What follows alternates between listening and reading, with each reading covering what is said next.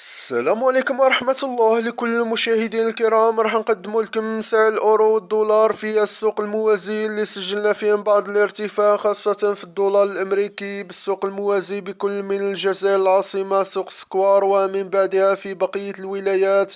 ادعمونا بلايك واشتراك حتى يوصلكم كل جديد، واللي عنده إعلان بيع أو شراء أو يعرف السعر في ولايته يكتب لنا في التعليقات ويدخل الولاية حتى يستفيد الجميع من كل الولايات، وراهو مشكور. ولتوقعات مارس 2023 دخلوا القناة وشاهدوا التوقعات وافيدونا برأيكم وتوقعاتكم. بالنسبة للأورو دار 2,220 حتى 2,225 في السكوار، أما البيع يبيع لك ب2,240. وراح نخبروكم في نهاية الفيديو عن بعض المعلومات على السوق الموازي والدولار الأمريكي اللي يشهد ارتفاع، وتوقعات الأيام القادمة دار 2,090 في السكوار حتى 2,100.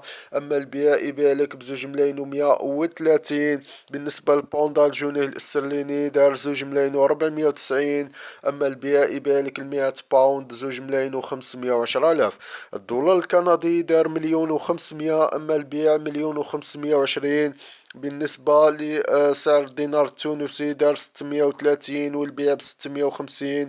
أما سعر الدولار الأمريكي في أغلب الولايات اليوم دار 2,090 حتى 2,100 المبالغ الكبيرة.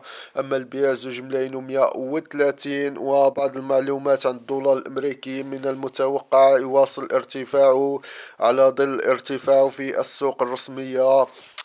إلى حد الآن ارتفع في السوق الرسمية ب2%، ومن المتوقع يوصل إلى 3.5%، يعني مازال يطلع في السوق الموازي بحوالي 30 إلى 40 ألف. بالنسبة للأورو في أغلب الولايات اليوم دار 2,220 حتى 25، والبيع 2,240.